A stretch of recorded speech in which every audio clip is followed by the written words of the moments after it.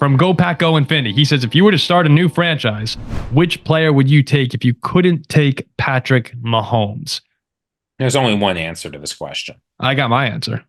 Do you, Jack? It's Josh Allen. Josh Allen, right? No, I take Sauce Gardner. They have a good quarterback. They have good receivers. No, you're starting a franchise. Oh, I thought you meant like you were the first overall pick in an all NFL draft. Mahomes is off. Oh, I thought you meant like would you add to the pack? Okay. Oh no. You're starting a team. I don't know if I'd take a quarterback. I think I'd go defense. Oh God. Who'd you take, Sauce? Like a corner who can lock up any number one receiver out there. I think it's huge. Insane take. Over a quarterback. But I get a good quarterback. You're not even picking an edge rusher. You're picking a position where the highest paid corner is now being outpaid by a safety. If you had a draft, you took 32 guys, guys and girls, whatever. But who's a QB I can get in the later rounds? In the second round of an all NFL draft, I mean, you would. I don't ever. Every good quarterback will be gone. Yeah, like you'd be rolling in with, maybe Baker. I think I might rather Austin Baker. What do you think? Austin Baker over like Josh Allen and Surtain.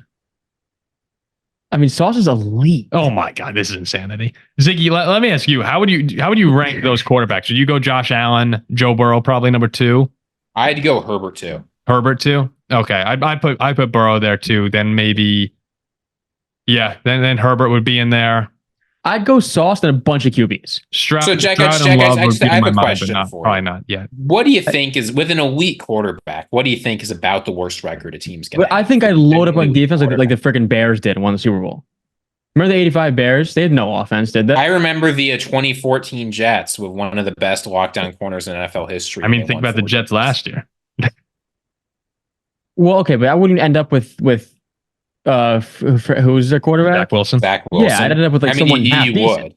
Well, depends on your flock. No, hold on. Half decent quarterbacks. You know what I'd do? You know what I'd seriously do? I'd get like 2 lockdown corners, 5 O linemen, and a decent quarterback. You would not have a decent quarterback at that point in an all NFL draft. No. I'm saying I'd get Sauce, then probably like Baker, then another corner, then I go all linemen. Why don't you just take Josh Allen, then Patrick Surtain, then a bunch of great linemen? Now you have Patrick Surtain and Josh Allen. Because I think Sauce is better than Okay. I think Baker's better than Josh Allen. Wait. James Library, a member for us. Thank you, James. He says, if this one makes it through, appreciate you guys answering it. I know Russell Wilson has been taking a ton of criticism for his time in Denver. He still has a Super Bowl win and 2 appearances, a career completion rate of 64.7%, just over 43,500 yards, with 334 touchdowns to only 106 interceptions. I have to imagine he's still on the course for Canton. Do you guys think he is? And if not, what does he have to do to get back on that trajectory? I think he was on the Hall of Fame path at one point in Seattle. But now if I sit back and look at Russell Wilson's career, I say that's a very good quarterback, not a Hall of Fame quarterback. And in order to get back there, I think it's honestly too late in his career. But if you won a Super Bowl in Pittsburgh now, it's a different conversation, a 2-time Super Bowl champion. Even the Super Bowl he won was on the coattails of the defense at the time. Great career, but Hall of Fame worthy? I don't think so. I mean, if you just hand the ball to Marshawn, he's in the Hall of Fame. That's how absurd this is. If you just hand the ball, he's probably in the Hall of Fame. You think? Right? I mean, yeah, it's not like the Seahawks that year had tons of problems scoring from when the 5 of Marshawn, right? It's not like that was if you were a Seahawks fan, the single most frustrating thing was how terrible they were handing the ball off inside the 5. That's all they had to do. Do you think if he's so first off, Ziggy, do you think he's a Hall of Fame player right now? Probably. I mean, it's difficult to see without the rest of his career, right? Mm-hmm. But when you're looking at Russell Wilson, here's the fact, is if you look at how he has done, you look at certain kinds of Hall of Fame quarterbacks, right? People think will probably be in or be close. People like Roethlisberger, like Stafford, like Eli, like Phillip Rivers, like even Matt Ryan. Russell Wilson, in terms of production per game, has been better than all of those guys by the advanced numbers and by even just the regular old numbers. He's got the Super Bowl ring, right? So you can't rule him out just because he doesn't have the Super Bowl. I think that our recent memory has really tainted the Russell Wilson experience, and the fact that he hasn't gotten MVP votes will turn a lot of people off. but he was a really good quarterback for a long time. If he's just able to put together a few more good seasons, I think he'll make the Hall of Fame. I mean, I'd probably say he's in also. I mean, like I'm close, but not there. A 40-point win in the Super Bowl and then an inch away from beating Tom Brady. I think he needs to do a little more, but he's very close. Look, what if he wins at Pittsburgh? Oh yeah, Pittsburgh. I'm putting him in. Then it's automatic. I think he is though. Everybody knows that's Pete Carroll's fault. He lost to the Patriots. It's not on Russ. Look, yeah, I'm close, but I'm not there yet with Russ, and I probably do have recency bias, but and he beat Peyton Manning by 40 points. Oh, he did. Because here's the thing, when people think guy making Hall of Fame, they think like first ballot shoe-in lock, and Russ is not that. But if you're telling me over the years a quarterback that's had the kind of career success and was a defining face of the league for a number of years, yeah, no, he was. Is not going to be discussed every year as a guy who can make the Hall of Fame. And I think eventually on some inertia get in. Again, it's really tough. Russ is coming off far and away the worst couple seasons of his career, and I think he needs to do a little bit more. But if he puts together some decent seasons of a couple playoff wins here and there, if he wins a couple more playoff games in his career, I think he's in. Would you sooner put in Russell Wilson or Matt Ryan? Probably Russ has the ring. Russ. Yeah, probably Russ. I think Matt Ryan's the better player, but if you ask me who do I think is more likely to get in, you're weighing an MVP versus a Super Bowl. Yeah, it gets close, but I think that Canton voters love those rings. And they both choked hard against Tom Brady in the Super Bowl. I know. If Matt Ryan wins that Super Bowl, they're close situation. Yeah, it's gonna be interesting how these quarterbacks from today's day and age are treated, because they have amazing statistics compared to other people, but again, we're throwing the football a lot more. From Midwest Mountain Man, he says, another member, appreciate it. He says, football regular season win rates are much higher than baseball. The highest rate in the last 20 years was .685, which would be analogous to a 12-5 NFL season. Is this just because the larger number of games in baseball regresses win rates to the mean, meaning a hypothetical 162-game NFL season would have similar win rates? Or is it because the structure of baseball limits how much exceptional players can have? The impact exceptional players can have. In football, elite QB is present for every offensive play. In baseball, you could have the greatest hitter in the world, but they'll only bat 1 out of every 9 hitters. It's an interesting question. No. Baseball's a law of averages game. Like that's why you see a team like the Oakland A's can go and beat the New York Yankees 1 of 3 games. Like I forget who said this, but every team, some famous old ball players or announcer, someone said every single team will win 50 games in the MLB. Every team will lose 50 games. And it's the other 100 or so that matter. Because I mean it's just totally different. There's a different starting pitcher every day. A successful, Hall of Fame MVP type level guy is successful 3 out of 10 times. Mm-hmm. You take a horrible team in baseball like the Marlins, a team who was 5-25 to start the year. They can go up and they can beat the Dodgers in any given day. Whereas football, that's not really the case. Like if a team who's horrible. I mean, you bring up a good point there where, the Panthers were a horrible team last year. Let's say the Panthers go to Kansas City 3 straight weeks. They're not winning once. Mm-hmm. You talk about a baseball series, it is hard to sweep a team. Yeah. I disagree. If you give the Panthers 5 games against the Chiefs, they'll win 1. I don't think they win in Kansas City. I think the Pirates at the Dodgers, the Pirates win 1 or 2. Football is totally different. Do you have a similar answer to it's law of averages? Jack Ziggy? It's law of averages. I mean, but the reason it's a law of averages is because they play so many games. If you had that long an NFL season, I mean, the Panthers played very close with a lot of good teams last year. And they beat some good teams. They beat the Texans last year.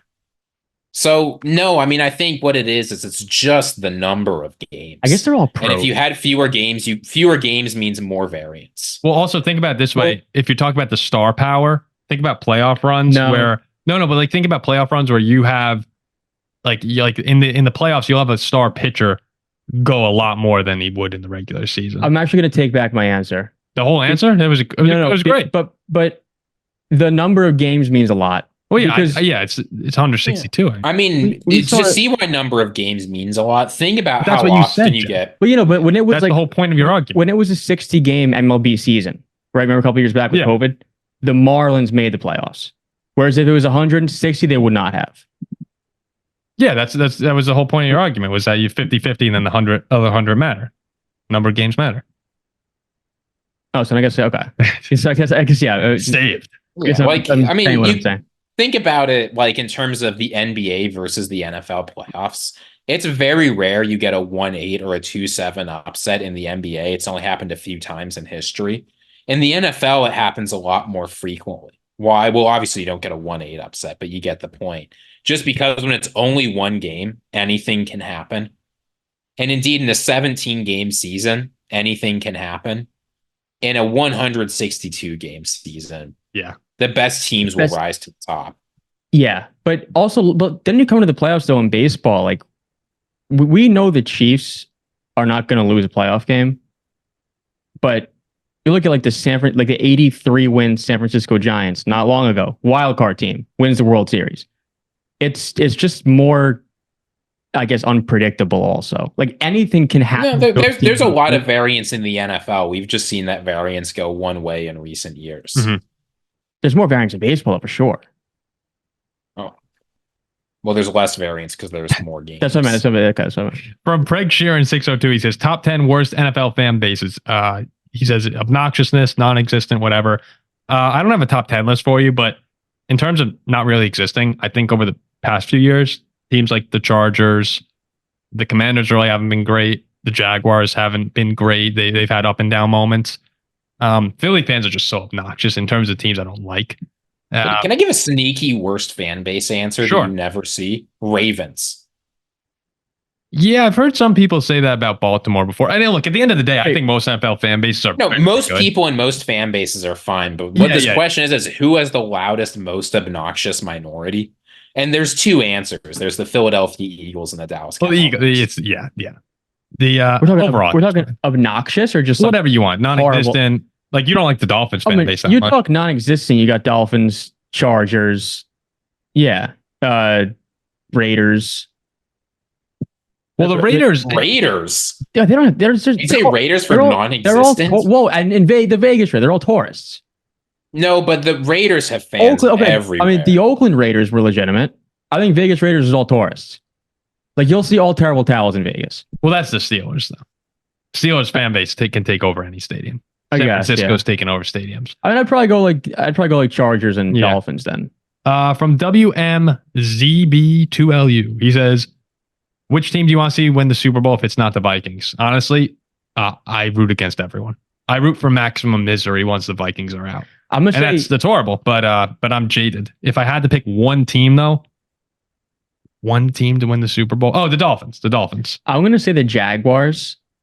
I always grew up saying the Jags were my second favorite team because they play in Jacksonville, and Jacksonville has my name in it. So I'm gonna say the Jaguars. You got anyone, Ziggy? I'd like to see the Cardinals win the Super Bowl. You're a Cardinals guy right now. You're a Cardinals. Honestly, if you're talking teams that aren't the Vikings in the NFC, I like this team. I like this fan base. I want to see them do well. I would look like a genius if the Cardinals win the Super Bowl. So all that factors in. Their fan base kind of sucks though. Well, Ziggy could lead the charge. True. The face of the Cardinals fans. My uncle's a Dolphins fan, and that's why I would root for them because they're also so innocent. You know, Zach's a Dolphins fan. From JK Zarada, who is a member. Thank you very much, JK.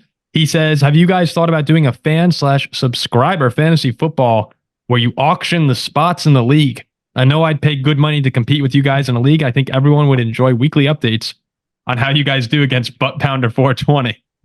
I mean, that's a suggestion that we haven't considered too much of yet. Probably not.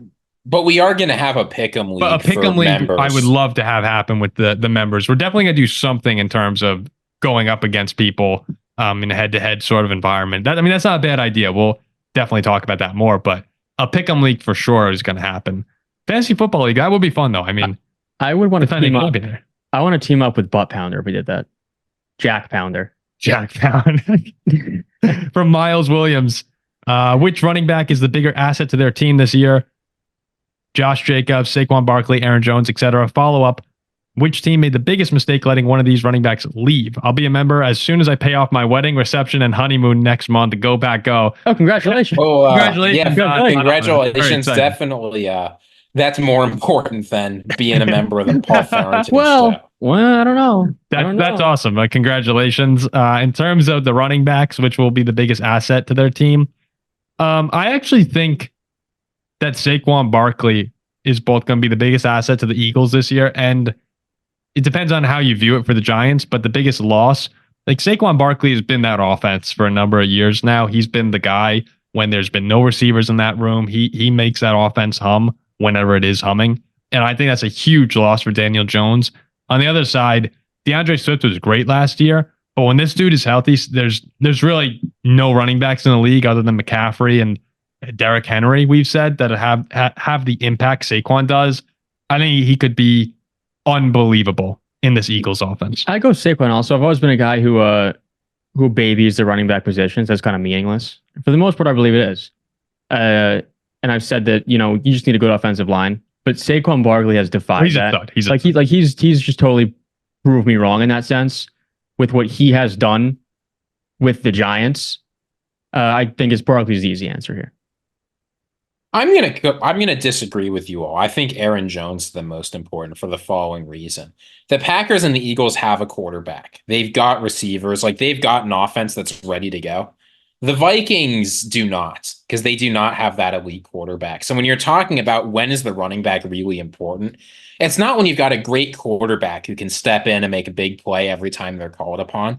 It's when you really need to get something going and your quarterback is just coming up short. When your rookie's not quite getting it done, when your Sam Darnold is not actually elite, like everyone told you in the offseason he was going to be.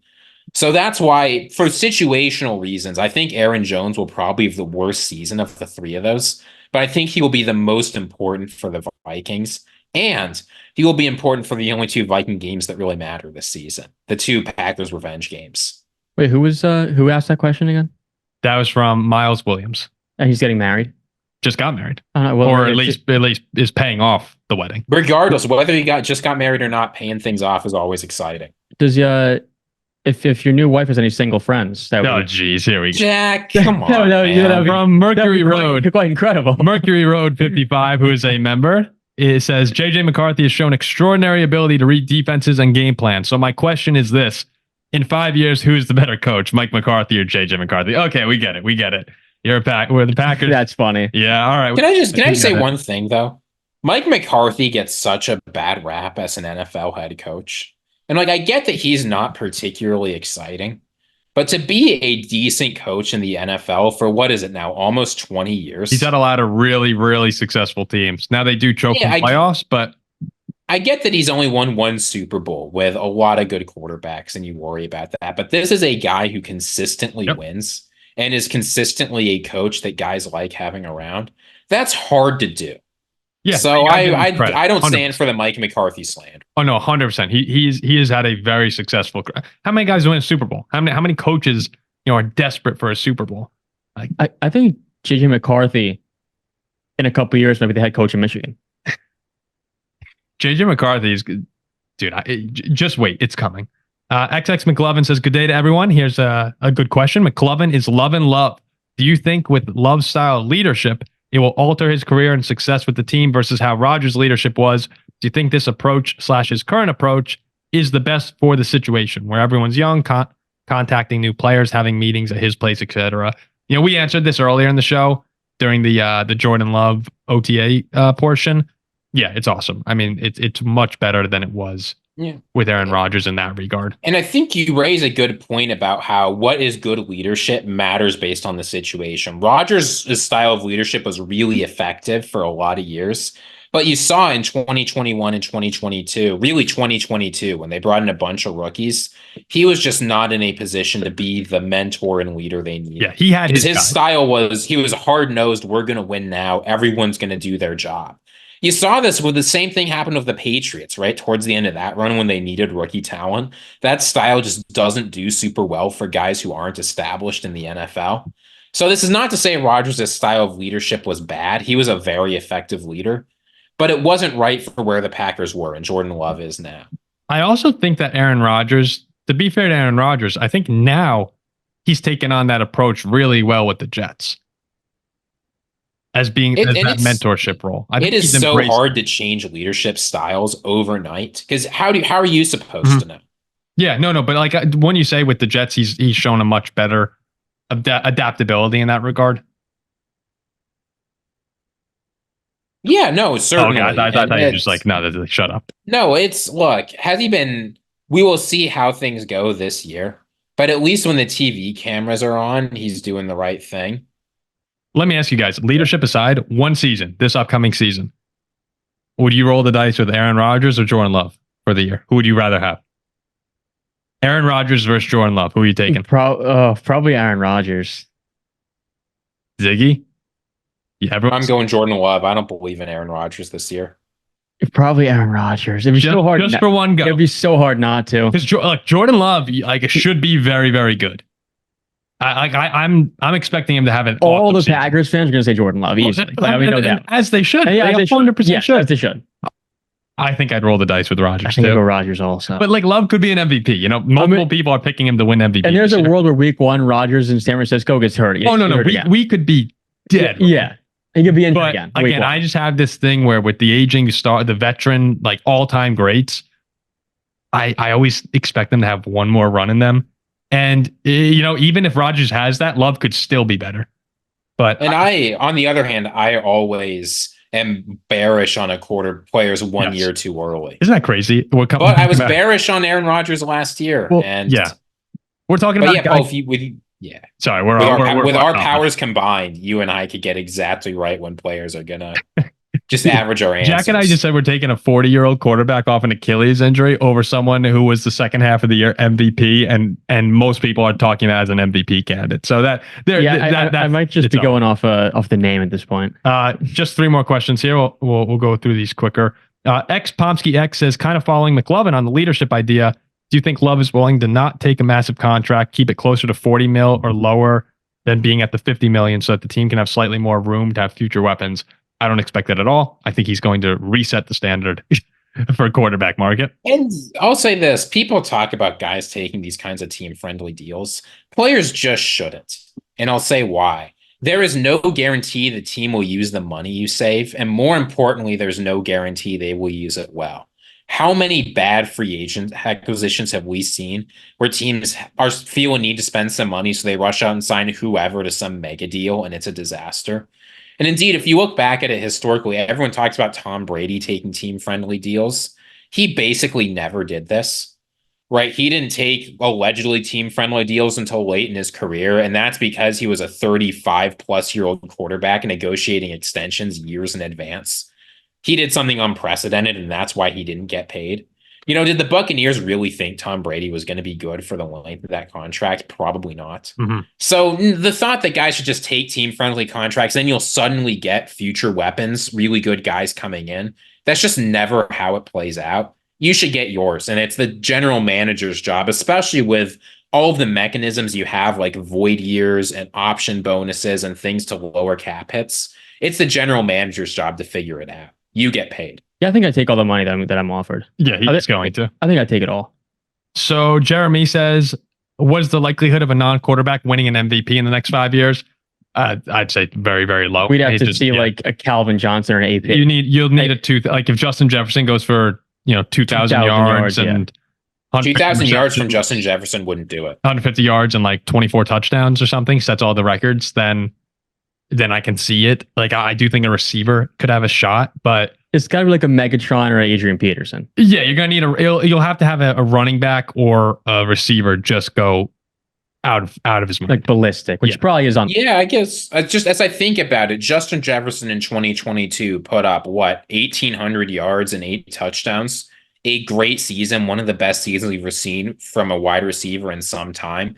He got 0 first place votes. I mean, if he goes for 2,200 or 2,000 and 18 touchdowns, maybe. Like Tyreek Hill was in MVP talks last year for a while. Yeah, how many first place votes did Tyreek Hill get last year? Oh, I mean, he finished 6th. I mean, I'm sure. I know he fell off though. I'm sure Megatron had his votes, didn't he? Megatron, that was the year. I think that was the year Peterson won.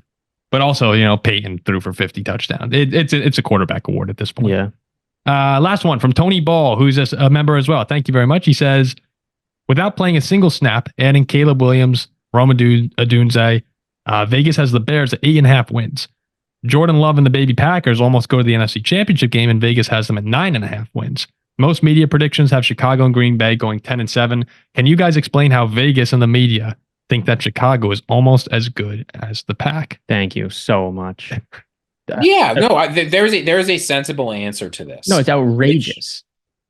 Here's the sensible answer for why the people who know much more than us and historically get things right. Set aside the media. I beat the books every day. I beat the books. All right, Jack. I'm smarter. Go ahead, Ziggy. I'm smarter than the Bucks. You are just not. So why does Vegas have them this way? Here is why. Jordan Love had a very good 1/2 of one season and won 9 games off of it. Now, here's the thing. What did Jordan Love do well at? Were they stable metrics? No, they were primarily unstable metrics, things that often don't roll over from year to year. So there's just not a lot of certainty that Jordan Love is actually going to be able to be. It's likely that his average will be something between what you saw at the beginning of the season and the end of the season. And that is a slightly above average NFL quarterback. Now, he could be better than that. Packers fans are certainly hoping for it. But when you look historically at guys that have one really bad half of a season and then a really good half of a season, very rarely do they continue the level of play they had in the second half. Then you look at this Bears team. The defense was very good for the second half of last year. They're adding an exciting quarterback. They've added a bunch of weapons. They've got an easier schedule. There are a lot of things in their favor. This team is not as far apart from the Packers as people think they are. And there are plenty of possible worlds, maybe not the closest ones, but there are plenty of possible worlds where Caleb Williams puts together a better season than Jordan Love.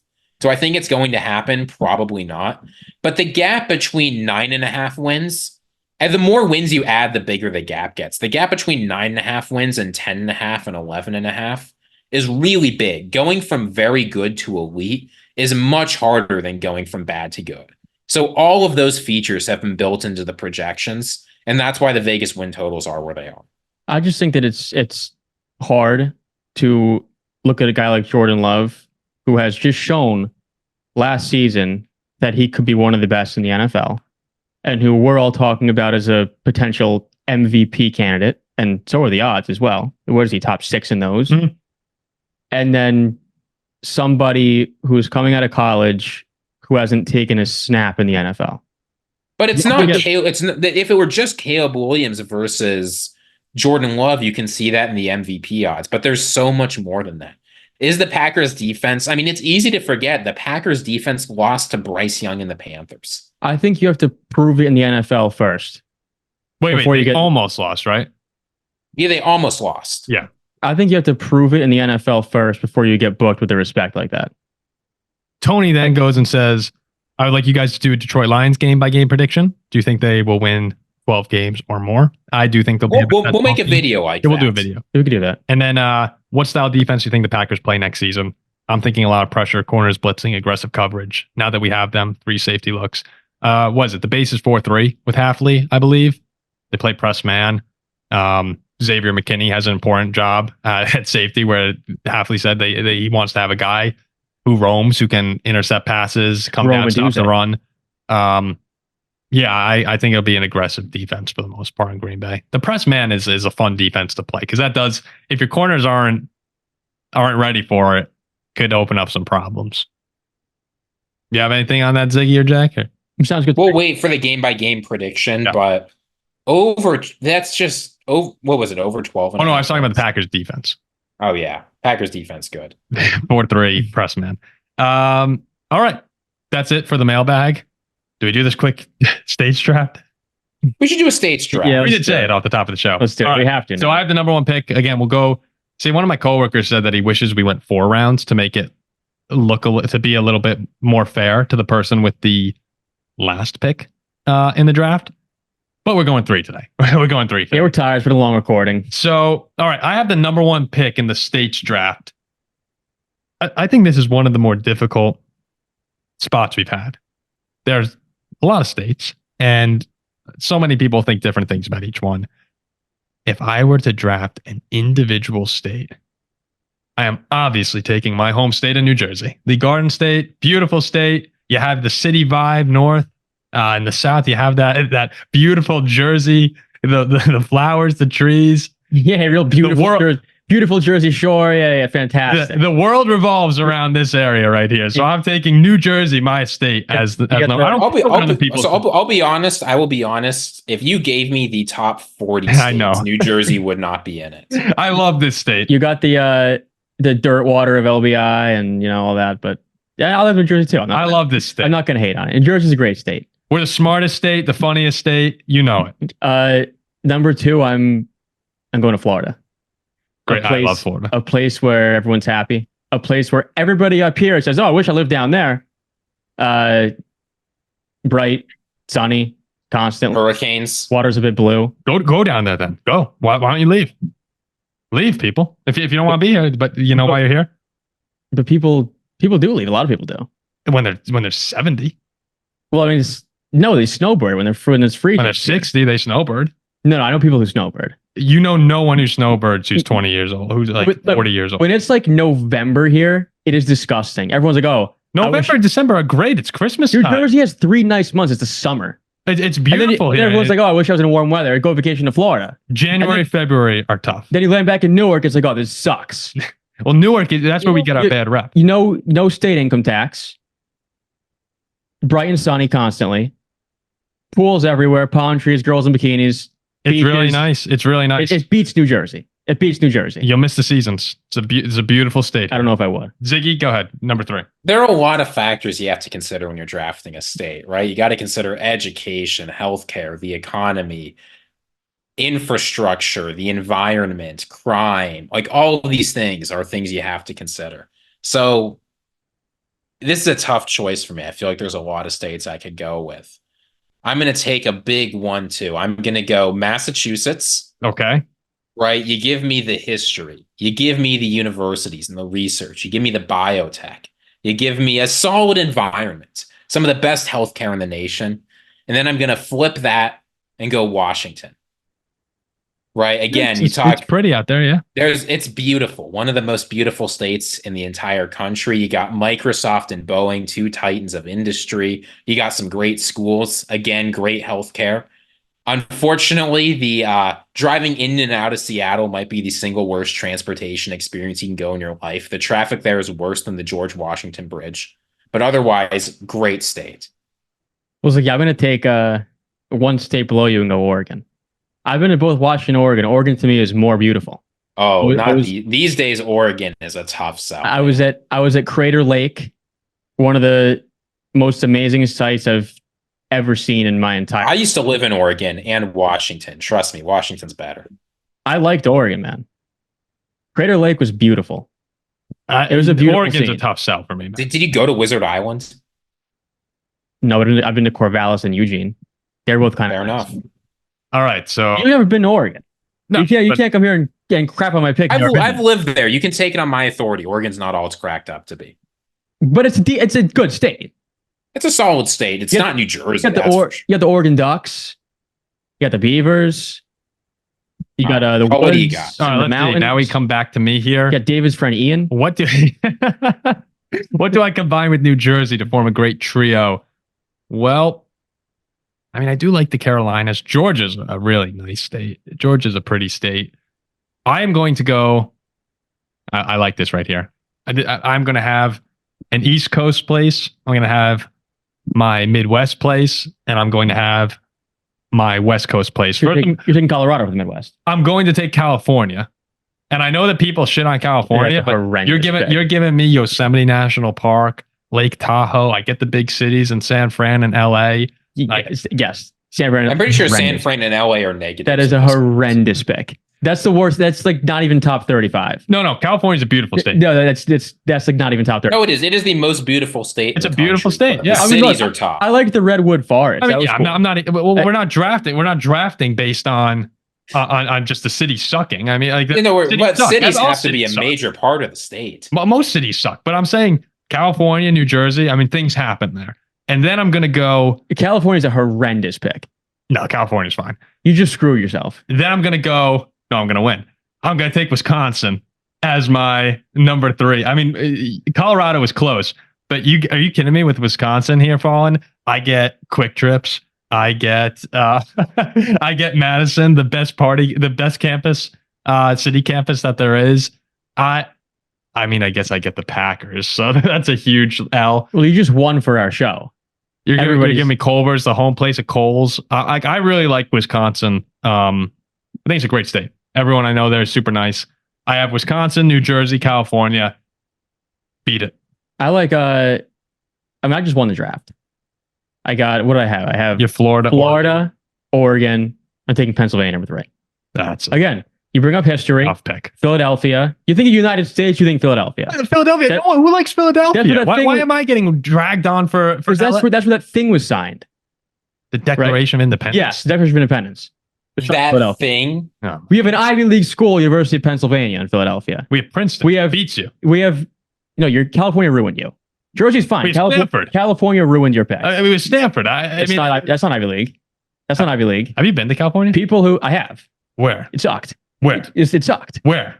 San Francisco. Well, no, I don't want to crap on it. People who be watching from anywhere. No, it was fine. But I just don't like the pick. You probably went to Bakersfield. You're like, oh, this state's terrible. You know, my grandma lived in California, in Beverly Hills. She also hated California, but she said Bakersfield was the asshole of California. Well, Bakersfield's the worst. I've never been there. No disrespect. I've got a lot of family from Bakersfield, but it's the worst. I don't want to sit here and dump in people. There's nice parts everywhere. I just yeah. I'm not going to dump in anything. I hated California. Yeah, I'm not gonna dump on California. So Jack, what are you taking? You took Pennsylvania. Yeah, you got the Ivy League school in UPenn. You got Philly with the history, Declaration of Independence. Pittsburgh, great football. What I don't understand what's the selling point. Pennsylvania is that you can bet legally in Pennsylvania. It's in the Northeast. You can bet legally is the point. Yeah. Well, Jack, you got the. I've got this locked up. You drive through Pennsylvania. You got the Wawas. You go out west on Route 80, and you're dying to get out of Pennsylvania. You're like, when do I get out? You got two nice major cities. Is Philly a nice major city? The best burger ever eaten was in Philly. Burgers where you go cheesesteak if you're gonna make the argument. The burger was great. It's Founding Fathers Sports Bar and Grill. Jack, you were talking about what did you say Oregon had that was really good? Crater Lake National Park. So they got one lake. Well, what if I could take a state that has more than one lake? More than 2 lakes. Oh my More God. than 3 lakes. We could be here a while. More than 4 lakes. I'm not going to count all the way up to 10,000, but you know where I am going. Give me the state of Minnesota. They got the best football team in the NFL. No question about it. They've got an incredible state all around. Really, I think Minnesota is the most underrated state in the entire U.S. I've been to Minnesota quite a few times. I love that state. Skull. I'd rather go to Crater Lake than any one of the 10,000 ones in Minnesota. And anybody who's been to all those can attest. Minnesota's a great state. It's just nicer there. The air's a little cleaner. The sun's a little brighter. You put those. Doesn't U of Minnesota have you can't walk outside? They have those tunnels. Yeah, I mean that place sounds horrendous. I mean, if weather's all you're talking about, weather's a major factor. You get used to weather wherever you live. Oregon's kind of cool. But Oregon and Pennsylvania. What is weather? But Minnesota is much colder than PA. Minnesota's negative temperatures. PA is not. Yeah, PA is not that cold. Comparatively. Are there any southern states, Texas, that people like Texas? I actually like Alabama. Stay away from every southern state. I like Alabama. Is there was the Carolinas a miss? You cannot, no. Stay away from southern states. Maybe you could go up to New Hampshire's very nice. People like New Hampshire. New Hampshire's I think a sleeper pick. We'll have to see what people think in the comment section. So I have let's sum it up here. So I have New Jersey, California, Wisconsin. Jack has Florida, Oregon, and Pennsylvania. And Ziggy, you have, say that again. I've got Massachusetts, Washington, and Minnesota. Washington. I win.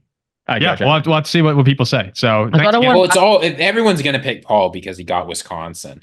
In our show, Paul went. We don't have Zach to make some outrageous pick at least. Paul played to his to the crowd, to his audience. So I also don't. I don't want to offend anybody either. I'm jokingly, I don't mean what I'm saying. I wasn't. No, it's a draft. Our job is to criticize everyone else's pick, regardless of whether it's good or not. Yo, right? California. Look, I love Florida. Great state. Great state.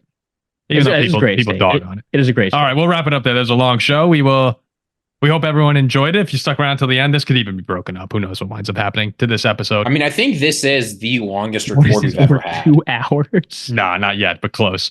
We appreciate everyone who stuck around. There will be lots of breakout clips from this. We'll be back next week. Please remember to always leave us questions in the comments. Keep a lookout for community page posts about mailbags. And then, of course, you can always subscribe, like, and comment, or become a member if you want to the channel. And there are membership perks already, but there will be more to come. Appreciate everyone listening. We'll see you next week.